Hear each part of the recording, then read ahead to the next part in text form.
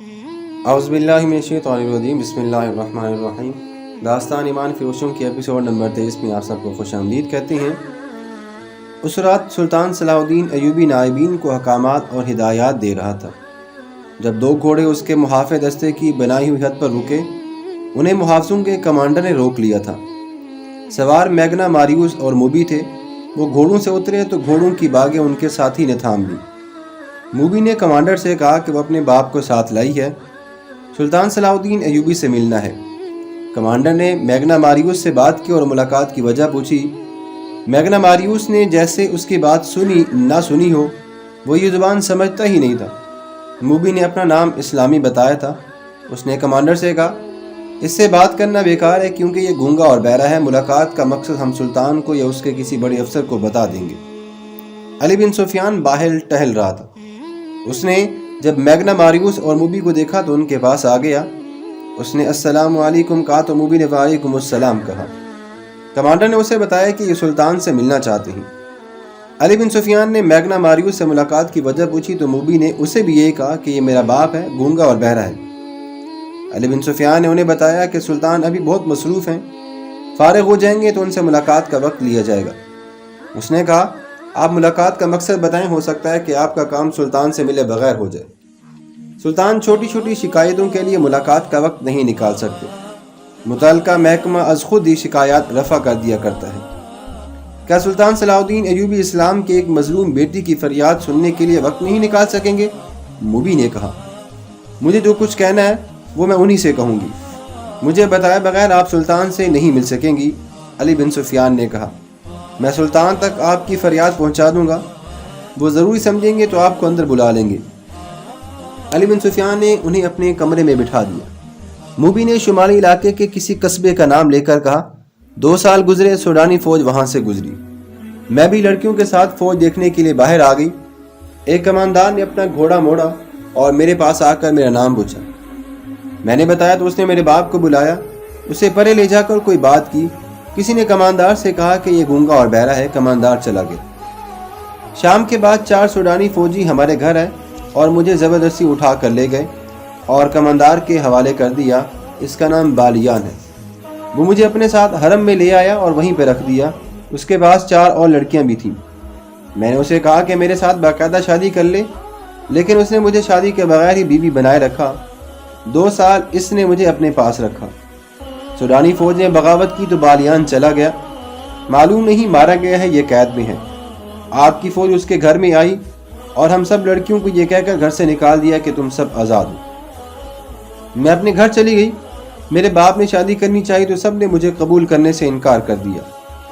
کہتے ہیں کہ یہ حرم کی چچوڑی ہوئی ہڈیاں ہیں، وہاں لوگوں نے میرا جینا حرام کر دیا ہے۔ ہم سرائے میں ٹھہرے ہیں، سنا تھا کہ سلطان سوڈانیوں کو زمینیں اور مکانات دے رہے ہیں۔ مجھے آپ بالیان کی رشتہ یا داشتہ یا اس کی بیوی سمجھ کر یہاں زمین اور مکانات دے دیں تاکہ وہ اس کے جنگل سے میں نکل جاؤں، ورنہ میں خودکشی کر لوں گی یا بھاگ کر کہیں طوائف بن جاؤں گی۔ اگر آپ کو زمین سلطان سے ملے بغیر مل جائے تو سلطان سے ملنے کی کیا ضرورت ہے؟ علی بن سفیان نے کہا۔ ہاں، موبی نے کہا، پھر بھی ملنے کی ضرورت ہے، اسے آپ عقیدت بھی کہہ سکتی ہیں۔ میں سلطان کو صرف یہ بتانا چاہتی ہوں کہ میں اس کی سلطنت میں عورت کوئی کھلونا بنی ہوئی ہے۔ دولت مندوں اور حاکموں کے ہاں شادی کا رواج ختم ہو گیا ہے۔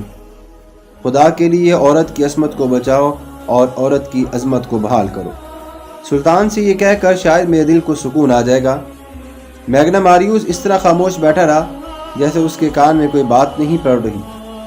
علی بن سفیان نے موبی سے کہا کہ سلطان کو اجلاس سے فارغ ہونے دیں، پھر ان سے ملاقات کی اجازت لی جائے گی۔ یہ کہہ کر علی بن سفیان باہر نکل گیا۔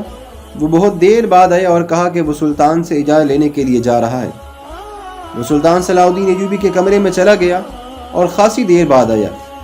اس نے موبی سے کہا کہ اپنے باپ کو سلطان کے پاس لے جاؤ۔ اس نے انہیں سلطان صلاح الدین ایوبی کا کمرہ دکھایا۔ کمرے میں داخل ہونے سے پہلے دونوں نے باہر کی طرف دیکھا۔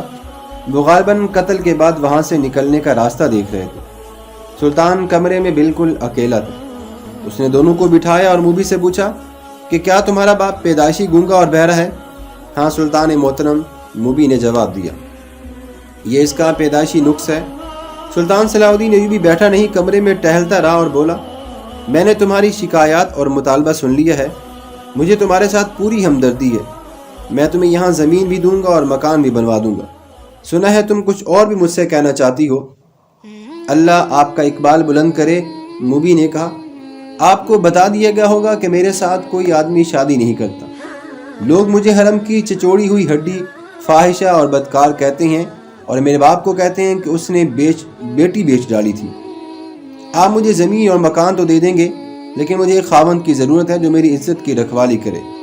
اس نے جھک کر کہا، میں ایسی بات کہنے کی جرت نہیں کر سکتی، لیکن اپنی ماں کی عرض داشت آپ تک پہنچا دینا چاہتی ہوں کہ اگر آپ میری شادی نہیں کرا سکتے تو مجھے اپنے حرم میں رکھ لیں۔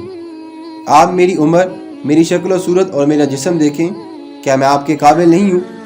یہ کہہ کر اس نے میگنا ماریوس کے کندھے پر ہاتھ رکھ کر دوسرا ہاتھ اپنے سینے پر رکھا اور سلطان صلاح الدین ایوبی کی طرف اشارہ دیا۔ یہ اشارہ شاید پہلے سے طے شدہ تھا۔ میگنا ماریوس نے دونوں ہاتھ جوڑ کر سلطان صلاح الدین ایوبی کی طرف کیے اور پھر موبی کے ہاتھ پکڑ کر سلطان صلاح الدین ایوبی کی طرف بڑھا دی، جیسے وہ یہ کہہ رہا تھا کہ میری بیٹی کو قبول کر لو۔ میرا کوئی حرم نہیں لڑکی، سلطان صلاح الدین ایوبی نے کہا، میں ملک سے حرم، قبہ خانے اور شراب ختم کر رہا ہوں۔ بات کرتے کرتے اس نے اپنی جیب سے ایک سکہ نکالا اور ہاتھ میں اچھالنے لگا۔ اس نے کہا، میں عورت کی عزت کا محافظ بننا چاہتا ہوں۔ یہ کہتے کہتے وہ دونوں کی پیٹھ پیچھے چلا گیا تھوڑا سا اور سکہ ہاتھ سے گرا دیا۔ ٹن کی آواز آئی تو میگنا ماریوس نے چونک کر پیچھے دیکھا اور پھر فوراً ہی سامنے دیکھنے لگا۔ سلطان صلاح الدین ایوبی نے تیزی سے اپنے کمر بند سے 1 فٹ لمبا خنجر نکال کر اس کی نوک میگنا ماریوس کی گردن پر رکھ دی اور موبی سے کہا، یہ شخص میری زبان نہیں سمجھتا، اسے کہو کہ اپنا ہتھیار پھینک دے۔ اس نے ذرا سی پس و پیش کی تو تم دونوں یہاں سے بالکل زندہ نہیں جاؤ گے، یہاں سے تم دونوں کی لاشیں اٹھا لی جائیں گی۔ موبی کی آنکھیں حیرت اور خوف سے کھل گئیں۔ اس نے اداکاری کا کمال دکھانے کی کوشش تو بہت کی اور کہا، میرے باپ کو ڈرا دھمکا کر آپ مجھ پر کیوں قبضہ کرنا چاہتے ہیں؟ میں تو خود ہی اپنے آپ کو پیش کر رہی ہوں آپ کے لیے۔ تم جب محاذ پر میرے سامنے آئی تھی تو تم میری زبان نہیں بولتی تھی، سلطان صلاح الدین ایوبی نے کہا، اور خنجر کی نوک میگنا ماریوس کی گردن پر رکھی۔ اس نے کہا کہ کیا تم اتنی جلدی یہاں کی زبان بولنے لگی ہو؟ اسے کہو کہ ہتھیار فوراً باہر نکال دے۔ موبی نے اپنی زبان میں میگنا ماریوس سے کہا تو اس نے چوکے کے اندر ہاتھ ڈال کر خنجر باہر نکالا، جو اتنا ہی لمبا تھا جتنا سلطان صلاح الدین ایوبی کا تھا۔ سلطان نے اس کے ہاتھ سے خنجر لے لیا اور اپنا خنجر اس کی گردن سے ہٹا کر کہا، باقی 6 لڑکیاں کہاں ہیں؟ آپ نے مجھے پہچاننے میں غلطی کی ہے، موبی نے کانپتی ہوئی آواز میں کہا، میرے ساتھ اور کوئی لڑکی نہیں ہے، آپ کون سی 6 لڑکیوں کی بات کر رہی ہیں؟ مجھے خدا نے آنکھیں دی ہیں، سلطان صلاح الدین ایوبی نے کہا، اور خدا نے مجھے ذہن بھی دیا ہے جس میں وہ چہرے نقش ہو جاتی ہیں جنہیں ایک بار یہ آنکھ دیکھ لیتی ہے۔ تمہارا چہرہ جو آدھا نقاب میں ہے میں نے پہلے بھی دیکھا ہے۔ تمہیں اور تمہارے اس ساتھی کو خدا نے اتنا ناقص ذہن دیا ہے کہ جس کام کے لیے تم آئے تھے تم اس کے قابل نہیں۔ سرائے میں تم دونوں خاوند اور بیوی تھے، یہاں آ کر تم باپ اور بیٹی بن گئے، مگر تم ہو کچھ بھی نہیں، اور تمہارا ایک ساتھی باہر گھوڑوں کے پاس کھڑا ہے۔ وہ تمہارا نوکر نہیں، اسے گرفتار کر لیا گیا ہے۔ یہ کمال علی بن سفیان کا تھا۔ اسے موبی نے بتایا تھا کہ وہ سرائے میں ٹھہرے ہوئے ہیں۔ وہ ان دونوں کو اپنے کمرے میں بٹھا کر باہر نکل گیا اور گھوڑے پر سوار ہو کر سرائے میں چلا گیا تھا۔ سرائے والوں نے اس سے ان کے حلیے بتا کر پوچھا تو اسے بتایا گیا کہ وہ میاں بیوی ہیں اور ان کے ساتھ ان کا نوکر ہے۔ اسے یہ بھی بتایا گیا کہ انہوں نے بازار سے کچھ کپڑے بھی خریدے تھے جن میں لڑکی کا برقع نما چوغا اور جوتے بھی تھے۔ انہوں نے علی بن سفیان سے کہا تھا کہ وہ میاں بیوی ہیں۔ اس نے اور کوئی تفتیش نہیں کی۔ ان کے کمرے کا تالا توڑ کر ان کے سامان کی تلاشی لی۔ اس سے چند ایسی اشیاء برآمد ہوئیں جنہوں نے شک کو یقین میں بدل دیا۔ علی بن سفیان سمجھ گیا کہ سلطان صلاح الدین ایوبی سے ان کا تنہائی میں ملنے کا مطلب کیا ہو سکتا ہے۔ اس نے ان کے گھوڑے دیکھ لیے تھے، اعلیٰ نسل کے تیز رفتار گھوڑے تھے۔ سرائے والے سے ان کے گھوڑوں کے متعلق پوچھا گیا تو اس نے بتایا کہ یہ تینوں مسافر اونٹوں پر آئے تھے، اور یہ گھوڑے لڑکی نے یہ کہہ کر منگوائے تھے کہ نہایت اچھے ہوں اور تیز رفتار ہوں۔ سرائے والے نے یہ بھی بتایا تھا کہ لڑکی کا خاوند گونگا ہے اور نوکر بھی گونگا معلوم ہوتا ہے، وہ کسی سے بات نہیں کرتا۔ دراصل وہ بھی یہاں کی زبان نہیں جانتا تھا۔ علی بن سفیان نے واپس آ کر دیکھا کہ اجلاس ختم ہو گیا۔ تو وہ سلطان صلاح الدین ایوبی کے پاس چلا گیا، اسے ان کے متعلق بتایا اور وہ کہانی بھی سنائی جو لڑکی نے اسے سنائی تھی۔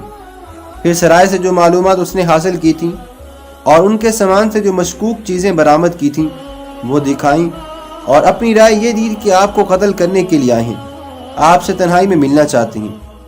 انہوں نے یہ منصوبہ بنایا ہوگا کہ آپ کو قتل کر کے نکل جائیں گے، جتنی دیر میں کسی کو پتہ چلے گا اتنی دیر میں وہ تیز رفتار گھوڑوں پر سوار ہو کر شہر سے دور جا چکے ہوں گے، اور یہ بھی ہو سکتا ہے کہ یہ لوگ آپ کو اتنی خوبصورت لڑکی کے چکر میں ڈال کر خوابگاہ میں قتل کر دینا چاہتے ہوں۔ سلطان صلاح الدین ایوبی سوچ میں پڑ گیا، پھر کہا نہیں، ابھی گرفتار نہ کرو، میرے پاس بھیج دو۔ علی بن سفیان نے انہیں اندر بھیج دیا اور خود سلطان صلاح الدین ایوبی کے کمرے کے دروازے کے ساتھ لگا کھڑا رہا۔ اس نے محافظ دستے کے کمانڈر کو بلا کر کہا، ان دونوں گھوڑوں کو اپنے گھوڑوں کے ساتھ باندھ دو اور زینے اتار دو، اور ان کے ساتھ جو آدمی ہے اسے حراست میں بٹھا لو، اس کی تلاشی لو، اس کے کپڑے کے اندر خنجر ہوگا، وہ اس سے لے لو۔ ان احکام پر عمل ہو گیا۔ میگنا ماریوس کا ساتھی گرفتار ہو گیا، اس سے ایک خنجر برآمد ہوا، گھوڑوں پر بھی قبضہ کر لیا گیا، اور جب انہیں سلطان صلاح الدین ایوبی کے کمرے میں داخل کیا گیا تو باتوں باتوں میں سلطان نے ایک سکہ فرش پر پھینک کر یقین کر لیا کہ یہ شخص بہرا نہیں۔ سکے کی آواز پر اس نے فوراً پیچھے مڑ کر دیکھا تھا۔ سلطان صلاح الدین ایوبی نے لڑکی سے کہا، اسے کہو کہ میری جان صلیبیوں کے خدا کے ہاتھ پہ تو نہیں، میرے اپنے خدا کے ہاتھ میں۔ موبی نے اپنی زبان میں میگنا ماریوس سے بات کی تو اس نے چونک کر کچھ کہا۔ موبی نے سلطان صلاح الدین ایوبی سے کہا، یہ کہتا ہے کہ کیا آپ کا خدا کوئی اور ہے، اور کیا مسلمان بھی خدا کو مانتے ہیں؟ اسے کہو کہ مسلمان اس خدا کو مانتے ہیں جو سچا ہے اور سچے عقیدے والوں کو عزیز رکھتا ہے۔ سلطان صلاح الدین ایوبی نے کہا، مجھے کس نے بتایا تھا کہ تم دونوں مجھے قتل کرنے آئے ہو؟ میرے خدا نے۔ اگر تمہارا خدا سچا ہوتا تو تمہارا خنجر مجھے ہلاک کر چکا ہوتا۔ میرے خدا نے تمہارا خنجر میرے ہاتھ میں دے دیا ہے۔ اس نے ایک تلوار کہیں سے نکالی اور چند اشیاء اور دکھا کر انہیں کہا، یہ تلوار اور یہ چیزیں تمہاری ہیں، یہ تمہارے ساتھ سمندر پار سے آئی تھی، تم سے پہلے یہ مجھ تک پہنچ گئی ہیں۔ میگنا ماریوس حیرت سے اٹھ کر کھڑا ہوا، اس کی آنکھیں ابل کر باہر آ گئیں، جتنی باتیں ہوئی تھی وہ موبی کی وساست سے ہوئی۔ میگنا ماریوس نے بولنا شروع کر دیا، اور وہ صرف اپنی زبان بولتا اور سمجھتا تھا۔ خدا کے متعلق یہ باتیں سن کر اس نے کہا، یہ شخص سچے عقیدے کا معلوم ہوتا ہے، میں اس کی جان لینے کے لیے آیا تھا، لیکن اب میری جان اس کے ہاتھ میں ہے۔ اسے کہو کہ تمہارے سینے میں ایک خدا ہے، وہ مجھے دکھائے، میں اس خدا کو دیکھنا چاہتا ہوں جس نے اسے اشارہ دیا ہے کہ ہم اسے قتل کرنے کے لیے آئے ہیں۔ سلطان صلاح الدین ایوبی کے پاس اتنی لمبی چوڑی باتوں کا بالکل وقت نہیں تھا۔ اسے چاہیے تھا کہ وہ ان دونوں کو جلاد کے حوالے کر دیتا، لیکن اس نے دیکھا کہ یہ شخص بھٹکا ہوا معلوم ہوتا ہے، اگر یہ پاگل نہیں تو یہ ذہنی طور پر گمراہ ضرور ہے۔ چنانچہ اس نے ان کے ساتھ دوستانہ انداز سے باتیں کرنا شروع کر دی۔ اس دوران علی بن سفیان اندر آ گیا، وہ دیکھنا چاہتا تھا کہ سلطان خیریت سے تو ہے۔ سلطان صلاح الدین ایوبی نے مسکرا کر کہا، سب ٹھیک ہے علی، میں نے ان سے خنجر لے لیا ہے۔ علی بن سفیان سکون کیا بھر کر باہر چلا گیا۔ میگنا ماریوس نے کہا، پیشتر اس کے کہ سلطان میری گردن تن سے جدا کر دے، میں اپنی زندگی کی کہانی سنانے کی مہلت چاہتا ہوں۔ آج کی ویڈیو یہیں پہ مکمل ہوتی ہے، ملتے ہیں نیکسٹ ایپیسوڈ کے ساتھ۔ اپنا بہت سارا خیال رکھیے، اللہ حافظ۔